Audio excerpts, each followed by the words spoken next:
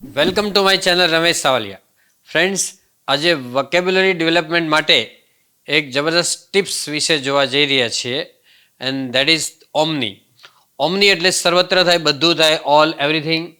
Vocabulary ઓમની એટલે all છે, everything, બધું જ સર્વત્ર, એવો મિનિંગ થાય છે ઓમનીનો. તો ઓમની ઉપરથી જુદા જુદા જે સ્પેલિંગ બને છે એ તમે જુઓ કે ઓમની પોટેન્ટ એટલે સર્વશક્તિમાન થાય. શું થાય? સર્વશક્તિમાન. અને ગોડ માટે વપરાયેલું છે. ગોડને ઓલ માઇટી પણ કહેવાય છે, ઓલ માઇટી ગોડ. બરાબર? તો ગોડ ઇઝ ઓમનીપોટેન્ટ એટલે ગોડની અંદર સર્વશક્તિ રહેલી છે, ભગવાનમાં સર્વશક્તિ રહેલી છે. Almighty is omnipotent. Almighty means God. ચાલે, ઓમનીપોટેન્સ આ ટી છે ને એની જગ્યાએ સી કરો તો નાઉન થાય. ભગવાન પાસે બધી જ શક્તિ છે એમ કેવું હોય તો ગોડ હેઝ ઓમનીપોટેન્સ કહેવાય. શું કહેવાય? ગોડ હેઝ કહેવાય. આમાં God has omnipotence means God has unlimited power. બધી શક્તિ એની પાસે છે. આમાં God is કહેવાય. નાનો ડિફરન્સ છે. આમાં God is omnipotent, આમાં God has omnipotence એટલે ભગવાનની અંદર બધી શક્તિ છે અને આમાં ભગવાન સર્વશક્તિમાન છે એમ કહેવાય. ઓમનીપ્રેઝન્સ એટલે સર્વત્ર કહેવાય. સર્વત્ર. God is omnipresence means God is everywhere. ભગવાન દરેક જગ્યાએ છે, સર્વત્ર છે એમ કે હોય તો ગોડ ઇઝ ઓમનીપ્રેઝન્સ, દરેક જગ્યાએ હાજર છે, બધી જગ્યાએ હાજર છે. ઓમનીપેશન્ટ એટલે ખૂબ જ ધીરજ રાખવી. ખૂબ જ ધીરજ. માનો કોઈ વ્યક્તિ પાસે હેવિંગ અનલિમિટેડ પેશન્ટ હોય, ખૂબ જ ધીરજ હોય તેમ કહેવાય he is omnipatient means he is a patient person. ધીરજવાન વ્યક્તિ છે. He has unlimited patient. બરાબર? He has having unlimited patient.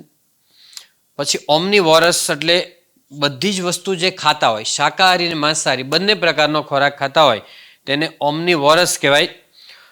હર્બીવોરસ એટલે તૃણાહારી પ્રાણીઓ જે ઘાસ ખાય છે. બરાબર? કાર્નિવોરસ એટલે માંસાહારી પ્રાણીઓ, કાર્નિવોરસ. અને એ તૃણાહારી અને કાર્નિવોરસ એટલે બંનેમાં જે આવતા હોય. બરાબર? માણસ ફોર એક્ઝામ્પલ બંને વસ્તુ ખાય છે. બરાબર? શાકાહારી અને માંસાહારી બંને હોય છે તો એને ઓમનીવોરસ કહેવાય. ઓમનીવોરસ એટલે ટુ ઇટ વેરિયસ ફૂડ્સ. બરાબર? ટુ ઇટ વેરિયસ ફૂડ્સ એટલે વિવિધ ખોરાક ખાવો, એટલે વેજીટેરિયન અને નોન વેજીટેરિયન બંને ખાવ, એ ખાસ યાદ રાખજો. ઓમનિશન્ટ એટલે જે વ્યક્તિ કે વસ્તુ કે પદાર્થ એ કોઈ શક્તિ છે કે જે બધું જાણતા હોય. બરાબર? Knows everything. નોઝ એવરીથિંગ એટલે બધું જાણતા હોય એવું. For example, God is omniscient. God is omniscient એટલે ગોડ નોઝ એવરીથિંગ, ભગવાન બધું જાણતા હોય છે. Omni directional means from all the directions. બરાબર? તો તમે ફોર એક્ઝામ્પલ એમ કેવું હોય કે આ વૃક્ષો છે એ તમને બધી દિશામાં જોવા મળશે. You will find this trees in ઓમની directional means you will find them in all ડિરેક્શન્સ. બધી દિશામાં જોવા મળે તો ઓમની ડિરેક્શનલ, બધી દિશાઓમાં. પછી ઓમની કોમ્પિટન્ટ એટલે શું કહેવાય? એનામાં કૌશલ્યધારી વ્યક્તિ હોય. કૌશલ્યધારી વ્યક્તિ એટલે મોટા ભાગના કૌશલ્ય એમાં આપણે એમ કહીએ છીએ ઓલરાઉન્ડર કહે છે કે he is ઓમની competent means he can deal with most of the problems. તો મોટાભાગના પ્રોબ્લેમ્સ એ સોલ્વ કરી શકે એવી કૌશલ્યધારી વ્યક્તિ છે. ઓમની એટલે કોમ્પિટન્ટ એટલે શક્તિ થાય, સક્ષમ વ્યક્તિ છે. He is able to deal with all the types of problems. એમ બધા જ પ્રકારના પ્રશ્નો છે એની સાથે ડીલિંગ કરી શકે, સોલ્વ કરી શકે, એને કહેવાય ઓમની કોમ્પિટન્ટ. ઓમની રેન્જ એટલે હાઈ ફ્રીક્વન્સી હોય.